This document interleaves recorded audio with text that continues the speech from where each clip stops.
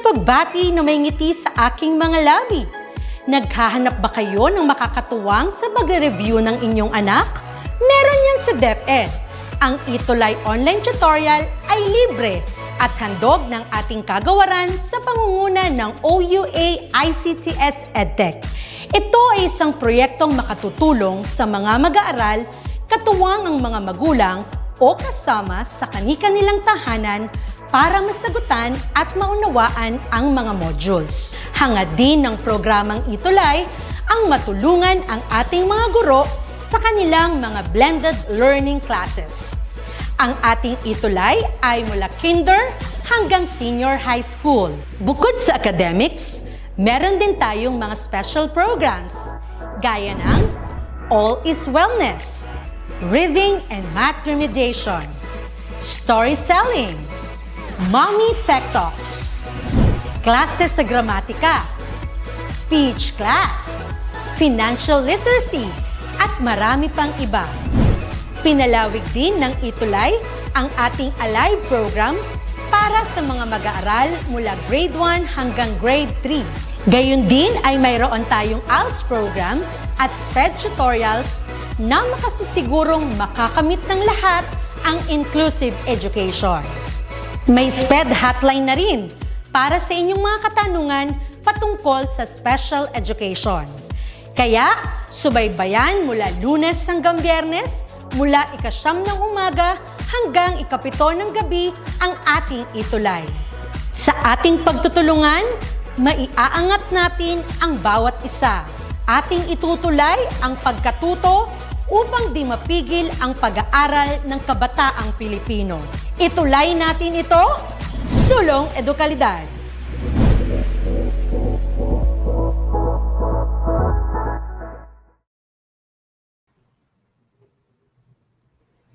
Okay. Good afternoon to all of you. Nabigla ako, Tutor Job, sorry ha. I thought there's another infomercial before this kasi the usual baga dalawa infomercial. So ayun, good afternoon and Happy New Year to all of our online viewers sa ating ETUlay online tutorial session na hatid sa inyo ng DepEd Online. Ako si Tutor Ellie at from SDO Camarines Sur at kasama ko ngayon si Tutor Job. Yes. So, ako po si Tutor Job from SDO Nueva Vizcaya. Yeah. So, I apologize, Tutor Job, because I was not around the last time. So, medyo uso ngayon ng sakit, no? So, kids, and sa ating mga online learners ngayon, sa ating online viewers, please be safe always. And, yun, we have to be hygienic at all times. Just, it's the flu season already. So medyo alam mo naman Tutor Job sa ating news, no, medyo tumataas yung rate of COVID cases in our country. So that's why we have to be more careful.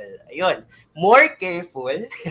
Speaking of more careful, the last time, 'di ba, we talk about adjectives, degree. We have to be more careful at comparative degree of adjectives. So yun, si Tutor Job yung nagturo nun from last week. So ngayon naman, we'll have another new session, di ba, Tutor Joe? Batiin na muna natin yung ating mga live viewers ngayon. Yes, so unang-una, Riza Anog from San Mariano National High School. Hello, welcome. Ashley Ranque, Mariel Joy Soriano Dakel, Graymar Valiente, hello. Vina Navarro, Kenneth Salandanan, Sean Vincent, hello, and welcome to English 9. Yan. So yun hello sa inyo lahat. Sana okay kayo ngayon. And please, do not forget to share our videos, our sessions sa inyong mga GCs at i-forward nyo sa inyong mga messenger account or sa Facebook. So para meron tayong maraming interaction for this afternoon. Okay? So today, Tutor Job, ano ngayon, Tutor Job? What day is day? Parang hindi ako masyadong Naninibago ba? So today, of course, is Tuesday. Tuesday, okay. January 11. And every Tuesday, of course, at 3 to 3:40 p.m., we have our English 9 session. So, of course, dito tayo lagi live sa DepEd EdTech Unit Facebook page. And also, our videos are found in the DepEd Educational Technology Unit YouTube channel. Alright. Oh. So Tuesday is English 9 session day. And it's already 3 p.m. So we'll start already our session. Kami pala ang tutor base, ano?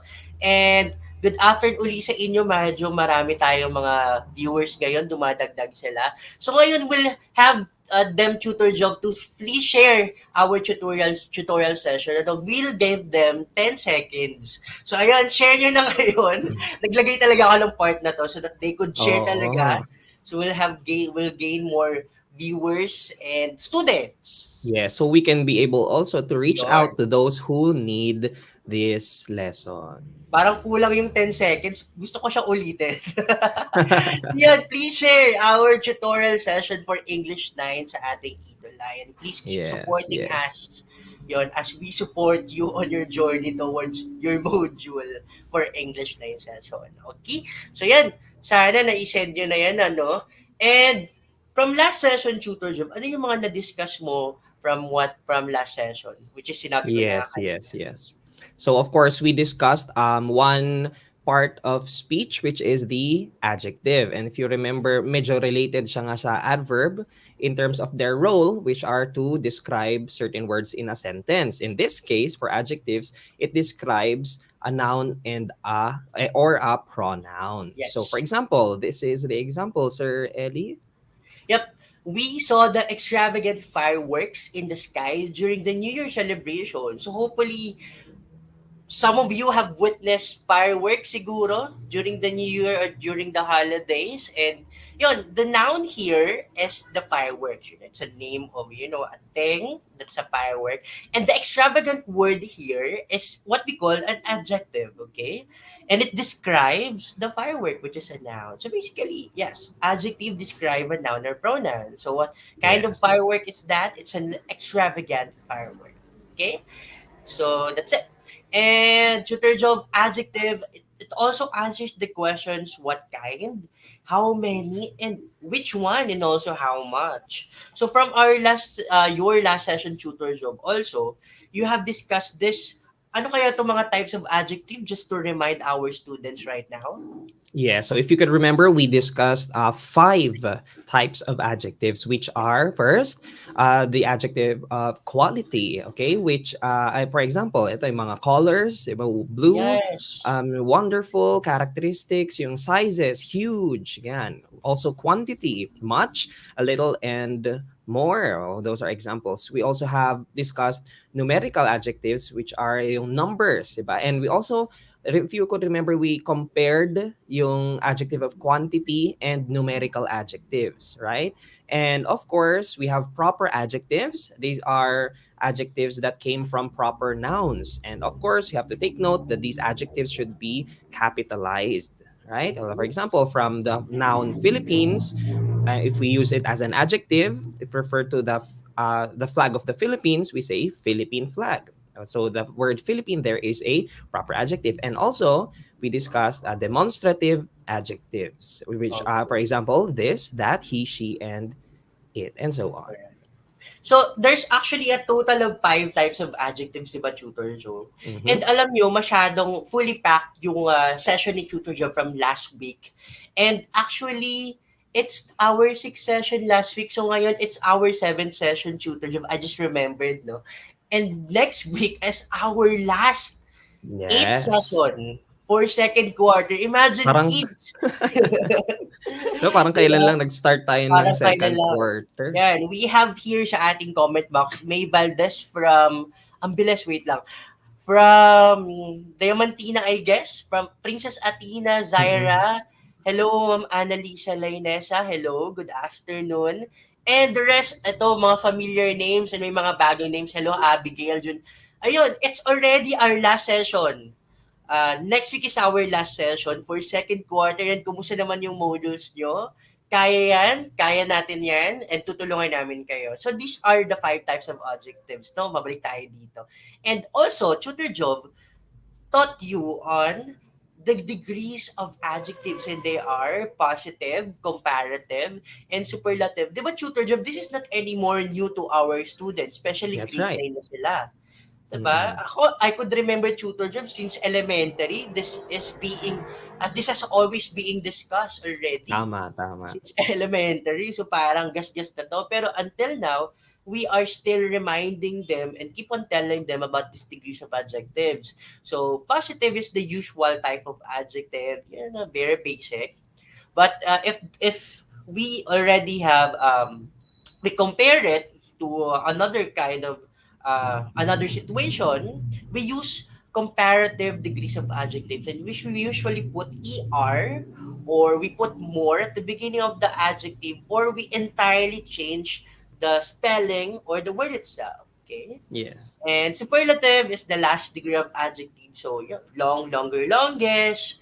It's not more long or more longer or more long, most long, kind, kinder, kindest, good, better, and best. So this is one of the examples which the spelling is being changed when the degree of adjective uh, changes also. Okay, and generous when it comes to usually had, not always the case, but usually some of longer words, okay, some of the longer words, when we have their comparative degrees, we put the more and the most when it comes to superlative. So, yan.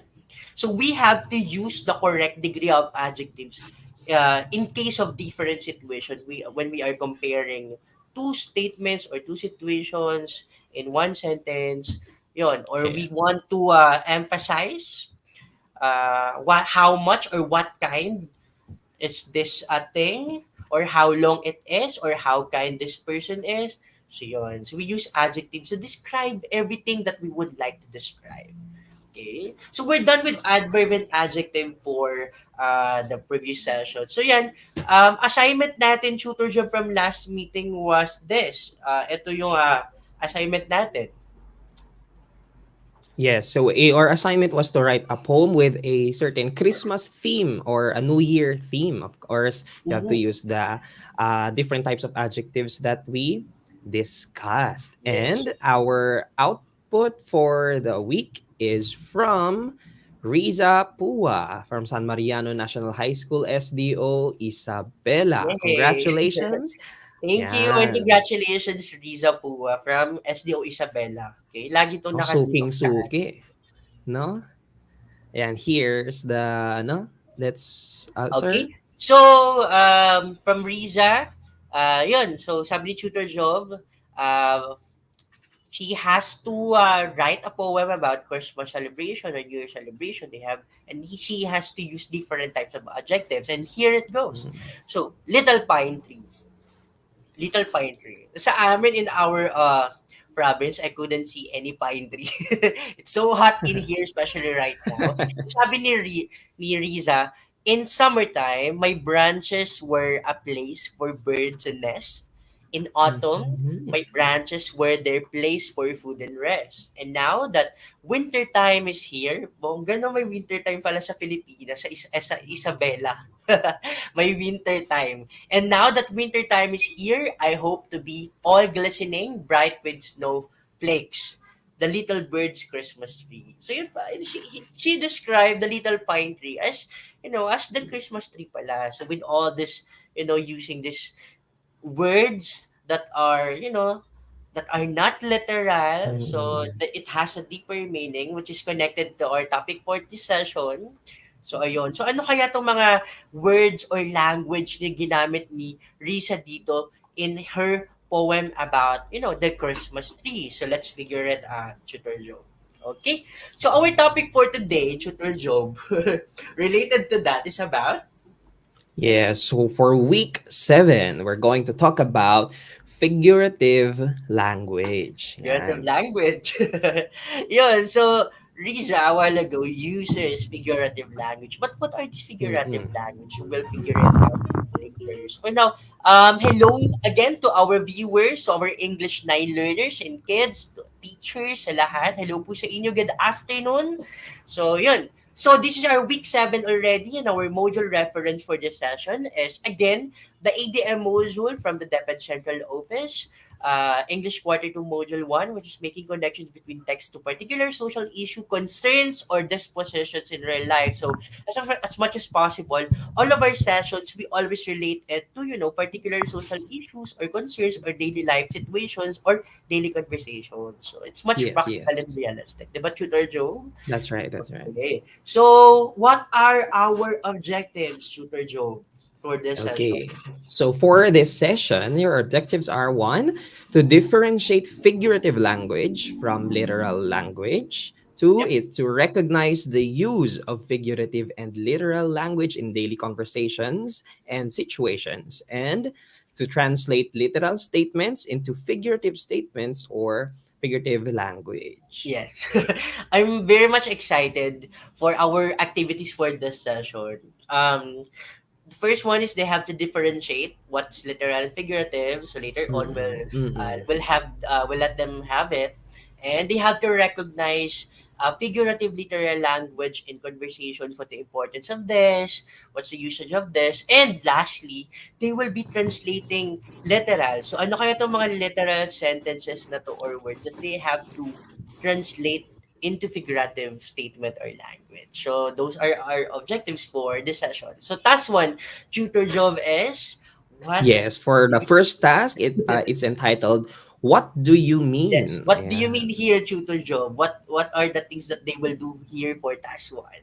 Okay, so we are going to show you certain statements, okay, which are, of course, as our lesson suggests, it's these are figurative languages, okay. So Yep. we're going to try to see how well you know or how familiar you are with these statements, and you have to tell us what do they mean, okay. Okay. So So write down in the comment yes. section what you think these statements mean. Okay. So the first one is Here we go. I've got your I've back. got your back. Oh So wait, what does it where do we mean? commonly hear this statement, sir? Sa mga magkaibigan, 'di ba? Usually for 'Di ba? Yes, yes. they use it sentence or statement. Yeah, Mm-mm. I've got your friends, I back. Oh, guess, what family. does that mean when someone says, I've got your back? O, di ba, Tutor Ellie, ganyan, di ba? Nung, for example, Mhm. let's try to give an example na situation. For example, 'di ba nung I remember there was a time in yung last session natin before Christmas, sabi ko, Sir Tutor Ellie, I'm going to be busy po sa school namin. Yeah. Tapos Tutor Ellie said, I've got your back, Tutor Joe. Of 'di course, ba? as So what does always. that? 'Di ba? Ano kayang ibig sabihin na, 'di ba? 'Di ba? I've got your back. Does it mean, Tutor Joe, that o sa ating mga students, ano bang meaning nun? Does it mean that I literally got the back of Tutor Joe? Like, I removed the back? And then, yeah, I got your back, Tutor Joe. Yun ba yun? Like, tinanggal ko Yun yung niya, spinal baka cord. baka isipin nung iba, kunwari, parang So, naglalakad ka yes. kunwari sa kalsada tapos biglang may nagsabi, "I got your back." Tapos may Yeah, nakatutok I've dun sa got your likod mo na back. ganyan 'no? May nakatutok sa Yes. likod mo na gano'n. Eh, Iba yeah, na yun. and Gramer Valiente here said, I've got your back, sir, means to help one another. And Yes, sabi excellent. rin ni Ashley, "I'm always here for you." Oh, sana all. Oo, 'di Yeah, ba? we have always some friends of us or our loved ones who always got our back because Mm. they're always Yes, there yes. for us. Okay? That's So true, tama, that's that's true. correct. How about the second statement, Shooter Job? Ano kaya to? Sa ating mga kids right now, you're a scaredy cat. Okay, Oo, ano Graymore, you're a scaredy cat. Ignacio, Bea, you're a scaredy cat. What if you were told, someone told you about this one? You're a scaredy cat. Okay. Mariel, Glycia, Graciela, hello Marinel, Lay Progoso, Arian, Ivan, Gerald, what is the meaning of this? When someone told you that you're a scaredy cat, does it mean you're a cat? You're an orange cat who looks scared or who's um scary. I mean, yun. What does this mean? You're scared cat. So, Any yun. answers? Sa tingin nyo ba, what do you think of Ash ni Tutor Job? Are we scaredy cats? Are we scaredy cats ba? What do you think? Are we funny? Are we sad? Are we boring? Are we what do you think, my dear learners? Ayan, good afternoon, Renz. Hello. Clarinel, hello. Good afternoon. Ayan, Ignacio, Maricel, what do you think of a scaredy cat? Tutor Job, ano nga ba talaga itong scaredy cat na to? What Yes. does it Okay. So mean? when you hear this sentence or phrase, very good. Renz, Aaron, Oh, Maya is we have an correct. answer. You are a coward. Okay. Coward. So you are not in the opposite of brave. Okay. You are a coward. If someone says Mm-mm. you're a scaredy cat, that means you're a coward. In Filipino, that's what we call duwag. Natakot ka, kaya Tama, umurong tama. ka, duwag ka. So kayo, Grammar is ha? also correct. Ayan, di Tama. sabi niya, someone who's afraid of So, something. yeah. So, my dear learners, Graymore, Omana, Renz, Romeline, Clary, you should not be a scaredy cat. Kapag may tinanong yung si Tutor Job or si Tutor Ellie, don't be a scaredy cat. Huwag kayong That's matakot right. or maduwag to answer our questions. Tama. And the fact na sumagot sila proves that they are not scaredy cat. So, Or else, congrats. tatawagin namin kayong scaredy. Anyway, next statement tayo. Good afternoon, Carl. Okay. What's our next statement? Here we go. My backpack weighs a ton. Grabe naman yun. Isang tonelada ang bigat Oo. daw ng backpack. Like it's like you're lifting a barbell or Mm, some like three sacks of rice at once. true. What is the meaning of that? Ano ba laman ng bag na yan, Tutor Joe? Bakit ganyan na it Siguro weighs na-miss din ng iba to kasi syempre may mga dalang textbook, ganyan noon, di yes. ba? That's so very relatable. When we were elementary, I saw a couple of friends and classmates. So, they usually, even I bring some bags with a lot of textbooks, di ba? Yes, But yes. right now, Sa akin oh, di kasi ba? iba yung bigat nung backpack ko no'n, akala ko libro, yun pala pagbukas mo meron ng lampaso, Rock, yes, yes, may lampaso, bato. bato. Yeah, high schools and Yes, elementary yes. years were Okay. But what does this so really happy. mean? My backpack weighs a ton. Isang tonelada, if I'm not mistaken, is parang nasa 1,000 kilos ba? Mm. Ang 1 ton or 900? Correct me if I'm wrong. Heavy. Ayun, sabi ni Graymar. So the That's it. backpack is heavy. That is correct. So Yep, saying my backpack weighs a ton is an exaggeration of yep, saying my backpack is very heavy. That's right, heavy. friends. Thank you. Mm-mm. So instead of saying my backpack is heavy, you could be social and Di ba? you could use My this in like your backpack weighs a classroom or ton. when you're writing something. My backpack weighs a ton or my plastic bag weighs a ton. No? Pwede naman ganun, di ba? Para Yes, that's mag-improve pa right. yung language maturity nyo and then Yes. words. Yan. So our next statement dito na tayo, he eats like a bird. Ako feeling ko naman, Tutor Job, I don't eat like a bird. It's so good to eat a lot. So what does it mean to our students? Did someone already tell you that you eat like a bird, or you eat like Oh. a pig, or you eat like a cow? We can use Tutor Ellie's statement as a clue. Sabi ni Tutor Ellie he likes eating a lot. That's why Yes. he does not eat like a bird. O, anong ibig sabihin nun? If you eat like a bird, then Oh, what does it mean? ayan, still congrats pa rin din also kay Jennifer, Omana, Joanna. Correct yung answer nila for the last Ayan, previous it's correct. statement. Okay, thank you very much, Humana Joanna, for participating consistently. Yan, eating like a bird, Tutor Job, means, Yes. ayun, you have an answer. Yes, that means someone who eats like a bird is someone who eats very parang very small. Yung Very konti-konti small. lang kumain. Now I know. 'Di ba? Yung parang 'di ba yung mga ibon yung tuka-tuka lang yung hindi naman Ah, sila maybe yung nagda-diet buong sila, di ba? yes. We So we might not yan. know. Nakakonti lang Jennifer kinakain. Malyare, that's eating a Okay. little. That's right. Thank you, Abigail, that's Abigail, for your correct. answer. Konti lang daw hinakain. So, yun. Pero at this point Mm-mm. of time, ha, huwag kayong konti kumain kasi mahirap magkasakit. We have to eat, Yes. not necessarily a lot, but eat Yes. enough, you know. Yeah, and Kailangan eat healthy nutritious tayo. food. Yes, of course. And last one, the sun smiles at me. So, did the sun really smile at me? At us? Does the sun really smile? Yun ang tanong. Does the sun really smile? Of course not. We don't take it literally that the sun is smiling at us. And it's so mainit. It's really hot. So basically, Yes. And it's, don't try, diba? Don't try also to look. Huwag niyong try yeah, tingnan yung sun. yeah, don't try to Masisira look ang at the mata sun. natin. Or else your future will be, Yes, but your eyes will oh, be damaged. kaya pag niliteral natin to, the sun smiles Mm-mm. at me, baka ha, tas tiningnan mo. Yep. So So what does this statement mean? yeah. Basically, this means it's a very, very good day. Okay. Yes, it's a It's not great day, windy, or it's not it's rainy, it's a yes, very it's good day. a And sunny today day. is, I feeling ko naman, Tutor Joe, today, the sun really smiles at us. It's a very good Yes, day yes. ngayon. We're It both is, it fine, our is. family is fine, our students are fine, and hopefully everything of us will always be fine. So yun, the That's sun right, will that's always right. smile at us. Yun. And of course, we need, have positive mindset, great day.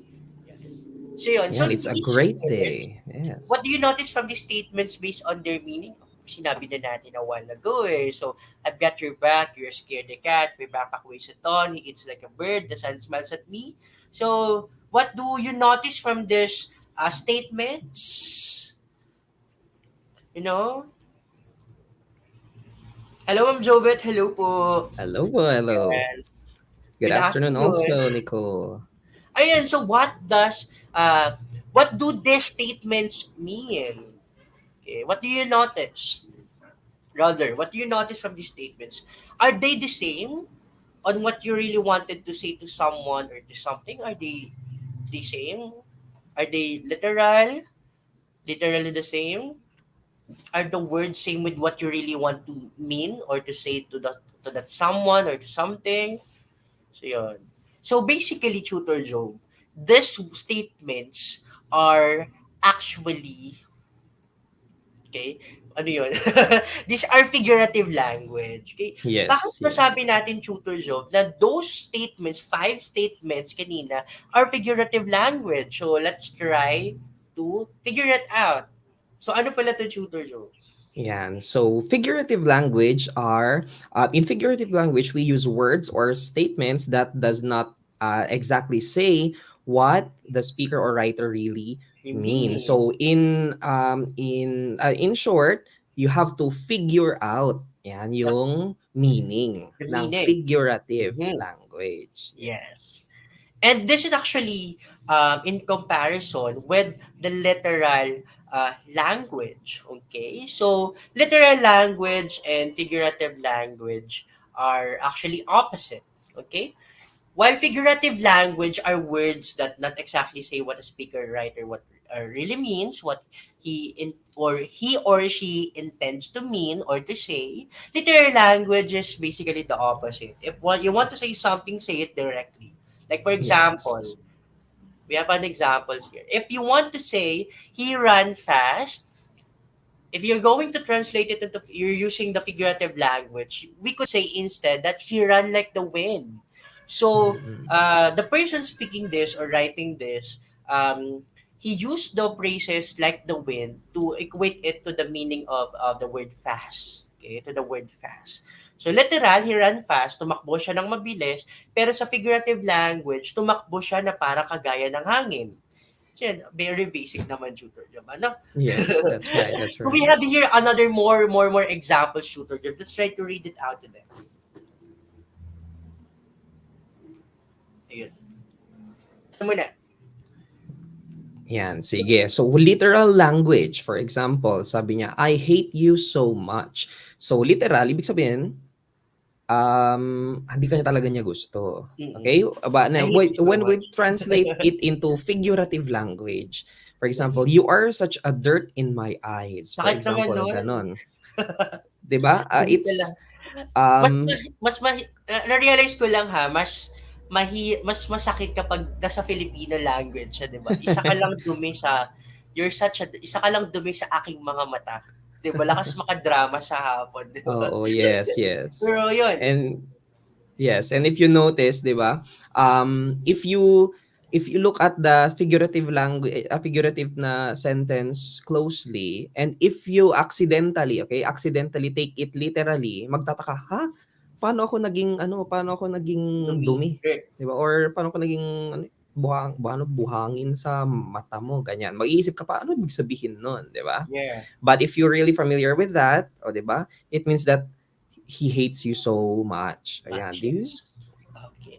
So we have also here some examples. Another more example. His words are hurtful. So masakit siya magsalita. Ang salita niya ay masakit.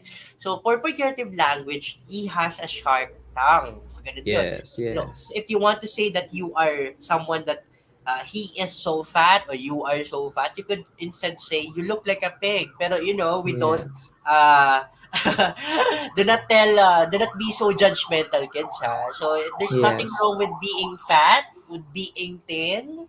Yeah, Yes. yeah. What we So are trying to show you here, okay, what we are trying to show you here is that you have to be familiar with these figurative yes, terms, okay, for you to be able to really understand what yep. a statement really means. And Okay? there's another word to say a word. Okay? Mm-mm, So mm-mm. instead, there are some words kasi na very offensive when we say it. Eh. So there's another word to say. It's like there are many ways to kill a cat. There are many words to Yes, say yes. something in a nice And way. yes, So, and this goes to show that in communication, of course, the speaker and the listener, or the reader and the writer, ayan yung sender tsaka yung recipient, we should always be careful of the words that we use. Okay? It does mhm, not mean na, for example, ito, 'di ba, yung sinabi natin, you look like a pig, 'di ba, sa figurative language. Just because you, for example, you know these things, you are familiar with these languages, it doesn't always mean that you have the right to use them every time mhm. that you want. So what we're trying to show here is that you have to be familiar with these for you to be able to parang assess, okay, the things that you speak, because there are some things maybe, 'di ba, that meron yung mga bata na kunwari sasabihin nila, alam mo yung mga mawalang kamuang-muang, sasabihin nila, dito mukha kang pig, ganon. Tapos hindi naman nila alam yung ibig sabihin na mataba yung ibig sabihin noon, 'di ba? Yeah, But for us, 'di ba, nakaka-offend. So ibig sabihin mo mataba yeah. ako? Eh, malay mo naman parang meron siyang nakitang parang nakaganon lang yung ilong, oh, 'di ba? Hindi naman Mhm. necessarily. So gano'n sa mga usually sa mga bata Okay, gano'n, they are not okay. familiar yet with these Yep, that's so terms. Pero true. sa atin, it's our responsibility as good communicators to always think before we speak, okay? Yes. We have to be careful with our words. Mm. Okay? Kasi pansin So, niyo 'di ba, mas masakit yung figurative kaysa sa literal, eh, yep, 'di ba? yep. So there's nothing wrong with using literal or figurative language Yes. as long as you use it in the right way, in the right Mm. time and context, and in the right person. Okay? So checkpoint muna tayo dyan. So they have to identify the statement if it's a Yes. literal or a figurative language. So ganito lang yung kadali. That's number one. Okay? So I have here some songs, mga songs na nilagay natin dito. So Arian, hey Jerome, hello sa'yo. Ashley, Mariel, Jasmine. So what you have to do here is you have to identify if this song lyric is literal or figurative. Okay, does it show literal language or figurative language? So I'm the first to say that I'm not perfect, and you're the first to say you want the best thing by Jamie Miller. So what do you think of this? Is this literal or figurative? Maricel, Is pakadali. it literal or figurative? Ayan. Just say yes, literal or figurative. You can comment your answer on our comment box. Okay, pwedeng all caps para intense. So, is this song lyrics Yes, literal yes. or So review lang, pag literal, 'di ba, it means exactly what it says. Pag okay? figurative, you have to figure out pa, ano pang isipin, anong ibig Yes. sabihin nun? So, yun. So, Abigail and Ay, Ashley have the same tumatawag. answers, and Carl also have the same answer. So, the answer here is Yes, literal. You're correct. that's right, Okay? that's right. Napakadali lang naman ito. The second one is Tutor Mhm. Joe. Sabi ni from Frank Sinatra's song, Fly Me to the Moon, Let Me Play Among the Ano Stars. kaya ito? Ayan. Literal or figurative? Dali.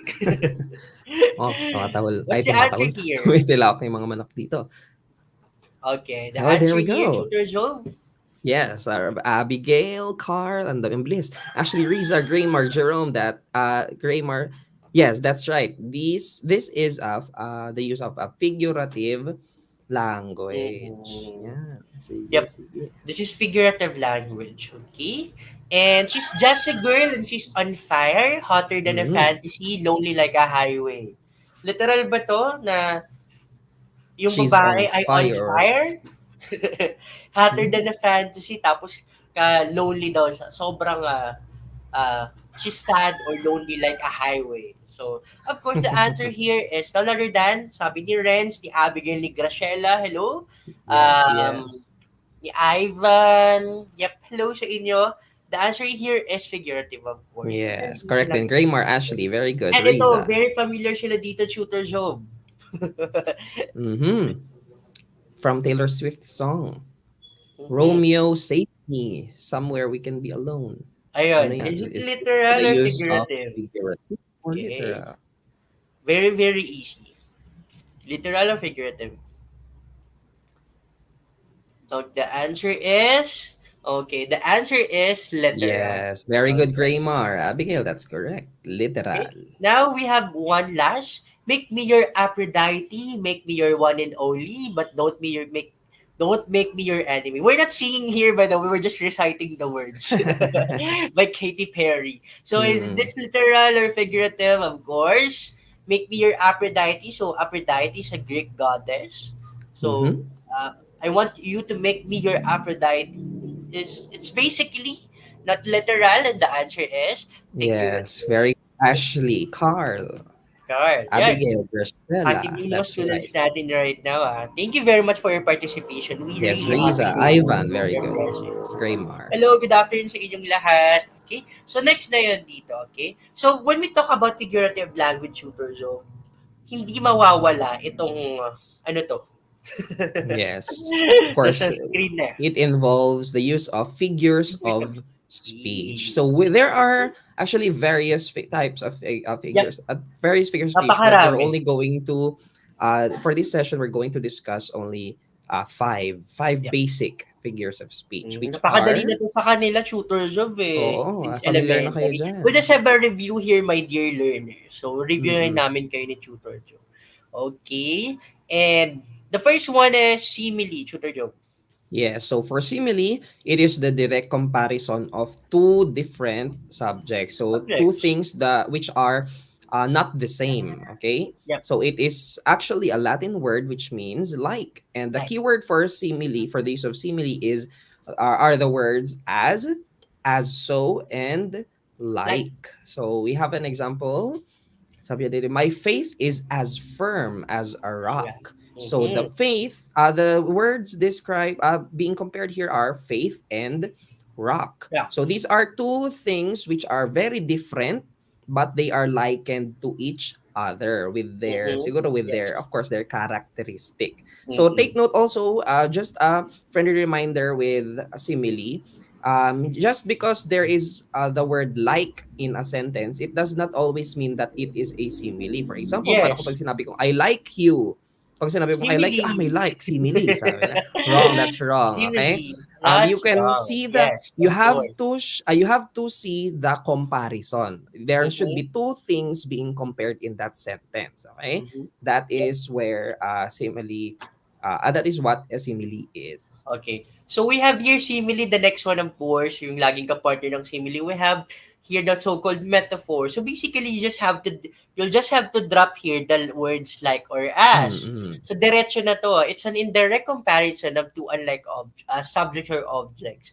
And ayan, you just have to drop the like or as. Example, time is gold. So instead of saying time is like gold, you just have to drop Mm-mm. the like and it's actually, diretso na time is gold. So, yun. Napaka-basic. And we have a lot of metaphors that are used in songs, in That's right. novels, That's in right. poetry, anywhere. You could see a lot of metaphors. Okay? Parang, di ba, pag Yes, sinabihan yes. kang, para kang si Darna or para kang si Superman, that's Di ba? a The metaphor. song, right? You are Yeah. my sunshine. Oh, yeah, You are that's a my sunshine. You are metaphor. like a flower. You are a dirt in my eyes. Oh, yun. You That are a is, dirt in my eyes. So uh, that's a metaphor. So the third one, we have here personification. Tutor Joe. yeah, so personification is a statement that gives living human traits and actions to inanimate objects or ideas. So, Yeah. non-living things, Mm-hmm. binibigyan natin ng characteristic ng living things. Yeah. Ayan. Or for Example ng example, the non-living things. stars. Yeah, The stars. non-living things. Ayan, star. So, star is a non-living thing. So, sabi niya, the stars winked at me. So, that's a Grabe yun human ah. trait, yung wink. So that does not literally mean that the stars are winking because they do not have eyes, but Mm-hmm. that means, of course, yung literal meaning nito is the stars are twinkling. Ayan. Mm-hmm. Okay. So, yun. That's personification, very easy. So, we have here hyperbole. Okay, hyperbole is basically exaggeration. Yung mga statement na Yes. OA naman, yung O sasabihin A. natin Ayan, OA tama. over, sobra-sobra, grabe naman. Yung ganun, di ba? Example, I'm so hungry, gutom na gutom ako, I could eat a horse. So, meaning lang naman yun ay sobrang gutom niya talaga. Like, gusto niya Mm-mm. kumain. Like, that person would like to eat a lot. Pero ang sinabi niya instead, he or she uses hyperbole, which is he or she would like to eat a horse. So, I Mm-mm. mean, in reality, we couldn't eat a horse. So, that's exaggeration. Yes, exaggeration din yung mga Yes. I love you to the moon and I, back. Oh, di yeah. ba? Oo, Ayan. yun. Parang O it's A. impossible to happen. Yun. And oxymoron here, actually marami pa. This is the last type here na i-discuss. Review natin. Pero there are a Mm-mm. lot, sabi ni Tutor Job, there's a lot, Yes. many talaga.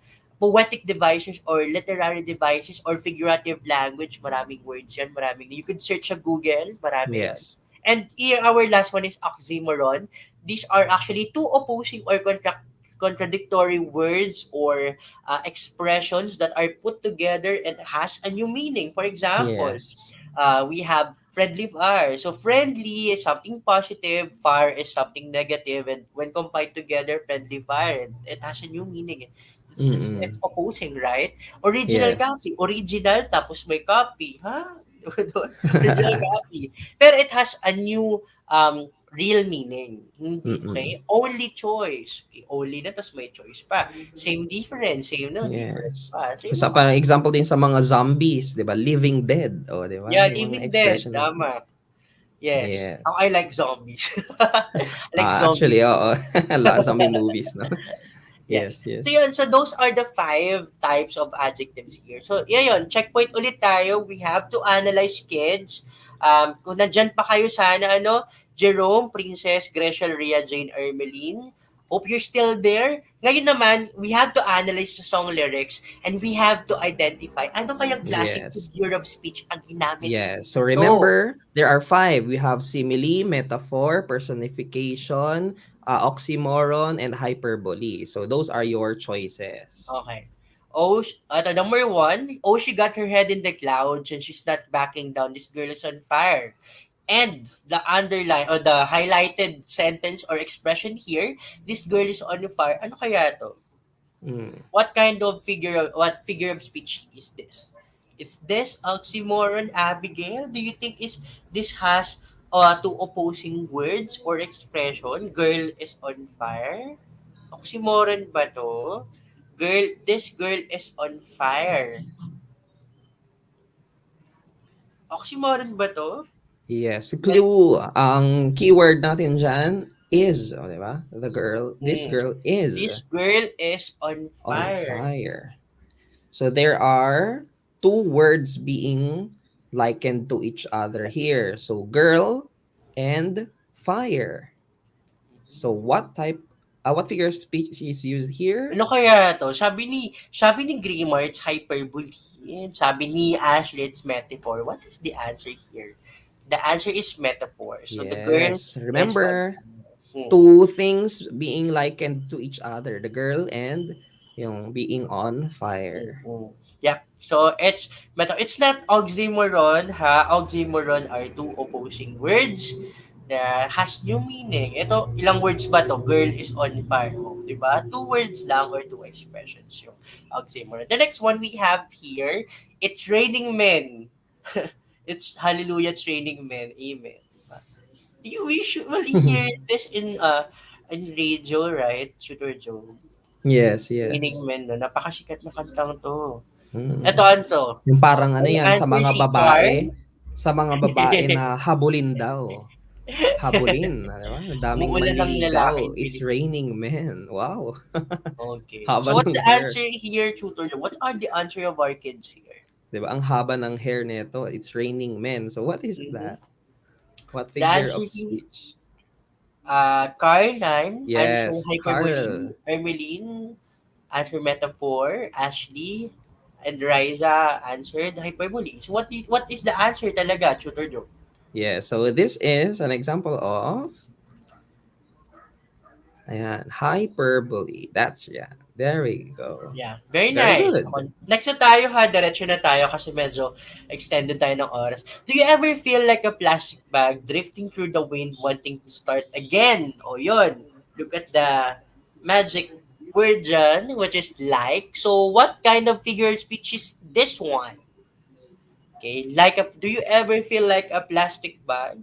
Have you felt like a plastic bag ba? You're a plastic bag drifting through the wind wanting to start again. Parang sad naman ang sentence na to. Yep, the answer here, Abigail Manalak, is, of course, it's a simile. Ayan. So, Yeah. I guess tutors of our students were able to recognize the figures of speech and the Mm-mm. sentences. Alam nila, these are figurative language. And yun, last one, Tutor Joe. And my power flurries through the air into the ground. My soul is spiraling May in ganun frozen nung, fractals di all ba? around. Ayun, may May ganung pa-action ano pa. eh, action pa eh. From Let It Go, napakasikat na movie yan. Elsa? Elsa, do you wanna build a snowman? Okay, the answer here, my power flurries through the air into the ground. My soul is spiraling. Is soul a living thing? A living being? My power is that a living being? The answer here is lahat sila nagsagot ng simile. Ivan, Clary Grimar, Queenie, Ermeline answered. Also, Arian answered simile. Oh, again, balik tayo ng simile tutor job. Simile uses like or as. Meron pa dito sa sense statement na to o sa lyrics na to ng word na like and word na as. Meron ba? Grade 9, meron bang word na as dito and like? So, therefore, it's not a simile. Simile uses those words. Okay. Grammar, tama ba yung answer ni Ashley? It's an oxymoron, Tutor Joe? Yeah. Sabi niya, Ashley, oxymoron, is it? Oxymoron contains is like a phrase containing two Mm-hmm. opposing words, opposites. Where Mm-hmm. do we have opposites here? I don't Mm, think so. we don't think so. There's an opposite words here. So, yun, the answer here is personification. Medyo nalito yung iba, pero tama na sila eh. This is a personification, my dear learners. Okay? Hindi siya hyperbole, hindi siya oxymoron, hindi din siya simile because my power flurries. Okay? Power ba? Nagpo-flurry ba yung power? Yung soul ba? Nag-spiral ba yun like frozen fractals? They are not. They are not spiraling or flurrying through the air. So that's personification. Okay? So yun. I hope you remember that. Okay? So these are figurative language. So the tutor job, napaka-basic Yes. naman nitong figurative language na to. And, um, yun. So, from the words itself, tutor job. Yes. So these are words, again, let's just review. Our words are statements that do not exactly say what the speaker or writer really means, and that Mm-mm. there are many ways we could say our words in everyday Yep. situations. And it is also, of course, important for us to be familiar, okay, with figurative language because it is our tool, okay, as communicators, for us to be good communicators, okay, because if we fail to understand figurative language, we might cause Yeah. misunderstandings. Ganyan, 'di ba? Yung nililiteral mo yung mga sinasabi, 'di ba? Nakakapanood naman siguro kayo ng mga comedy na ganyan, nililiteral nila yung sinasabi ng isang tao, 'di ba? While in fact, that person is using figurative language. So, learners, you have to be familiar with figurative language for us to be good communicators and to avoid miscommunication, avoid misunderstandings. Okay. So that's right. Ayun, we already came to the end of our session. So balik tayo sa objectives natin. We're able to target or hit our objectives. Were we able, kids, to differentiate the figurative language from literal language? Naalala nyo yun? Like, you have identified the statement or is literal or figurative? Did we do that? Of course, yes, we did that. Okay, so let's put a check here. How about the second one, Shooter Joe? Recognize the usage of figurative and literal language in daily conversations and situations. Yeah. Alright. And last one, ito yung gagawin natin for this session. They have to translate literal statement. And ano kaya ito, tutor job? Let's see. Okay, this is part of our additional activity. And the title of this, ito yung assignment nyo ha, sa lahat kayo gumawa nito. How would you say without saying it? Ako na excited ako dito. Carl, Ermelina, abangan ko yung sagot nyo dito ha. Riza, Graymar, Aryan, Abigail, Ermelin, Queenie, and the rest of grade 9 here, online viewers. Our assignment or our additional activity, the title is, how would you say without saying it? So ano kaya to, Tutor Ellie and Tutor Joe? So you have to write a simple Facebook post about saying I love you to a special person without saying the word I love you. So paano kaya yung Tutor Joe? How would you say I love you without saying I love you? Dapat walang makita kaming I love you dyan na words ha. Or you don't use the word love. You don't use the phrase I love you. Okay? So how would you say it? Okay? Paano kaya yun? J. Lord, Carlan. And afterwards, you have to recite the words and record it using any application. So ano yung mga software applications or mobile applications na pwede sila mag-record, Tutor Joe? Pwede sila mag-TikTok, right? Pwede sila mag-TikTok. Like, example, nagawa na ako ng Facebook post na to, nagawa ako ng paragraph or sentence, and then, i-recite nila yung words using TikTok, i-record nila yon. Pwede ding video or any apps na pwede sila mag-record. Okay? Yes. So, this is an example, Tutor Joe. Yan. So instead of ayun, is sabi niya dito, instead of parang ano to ha, saying I love you in a different Without saying way. I love you. Yeah. So instead of just three words, I will always be here. And when troubles come and you feel alone, I will always be by your side. Yes. Nothing can withstand the force when two hearts like ours collide. We are fearless, any two, and we have fought these battles before. Ayun. Sorry, medyo na ano yung we are a fearless army of two. Medyo may ano kasi dun sa screen ko eh. We always Okay. get stronger and we always prevail. That is the love we carry and the only kind we know. Di ba? So that's a different way of saying Yes. I love you. Yeah, Very that's a poetic. different way of saying I love you. And yun ang ina-expect namin, halos the same outputs to you, my dear online learners for grade 9 English, ha? Ganun na, ha? If you have any questions, don't hesitate to ask us in our messenger account or sa aming National GC for English 9. You have to post your text on FB using the hashtag ETUlay ENG9 and hashtag tutor base. Titingnan namin yan, ha? So you have to write your assignment yung how would you say I love you, i-post yun sa Facebook niyo. Alam ba, you have a special someone, whether it would be someone you love, or a friend, or a teacher, a special teacher, or just someone that you would like to say I love you. How would you say it to him or her, or to that person, or to a pet, or to your parents, or your grandparents? So, please post it in your Facebook. Lagyan naman natin ng post yung Facebook feed niyo. So Mm. post your text here in your Facebook account and use the hashtag and send your videos, your record yung videos nyo sa aming messenger. May messenger is Ellie Bellesan, kay Tutor Job, or sa aming National GC, doon kayo pumasok. Okay? And we need your feedback. Just log in or type it on your browser. Check nyo yung feedback na to. Um, how are we as tutors? Kumusta kami?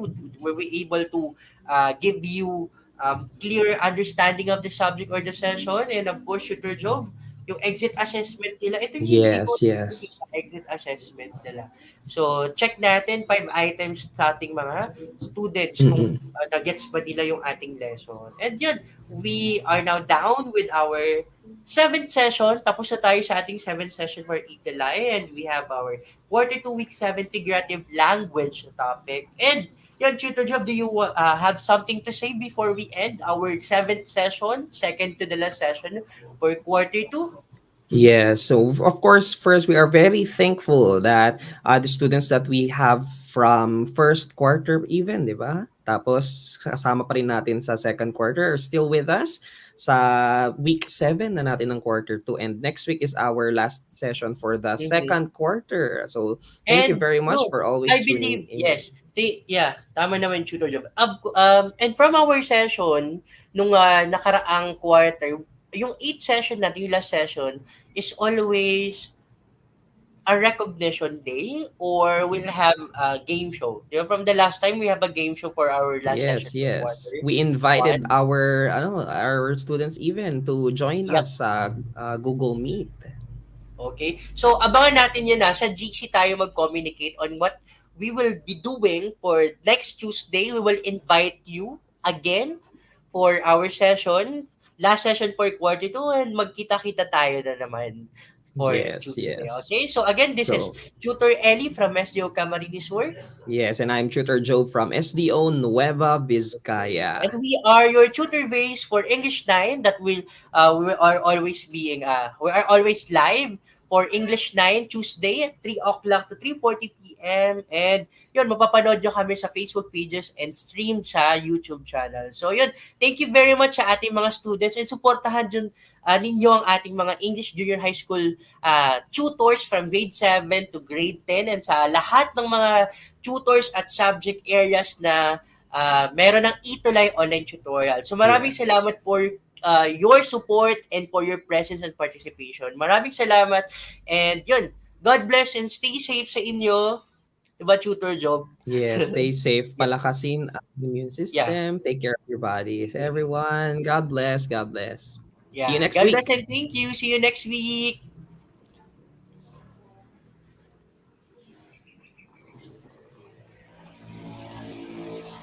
Yeah. Ang husay naman! Natapos mo ang iyong tutorial session kasama ang iyong mahusay na ETUlay tutor. May bago ka bang natutuhan? I-share na yan gamit ang hashtag #ETUlayLevelUp. Huwag aalis dahil may susunod pang programa na pwede mo ring panoorin at salihan dahil naghihintay na ang iyong mga tutors. Happy learning dito sa ETUlay!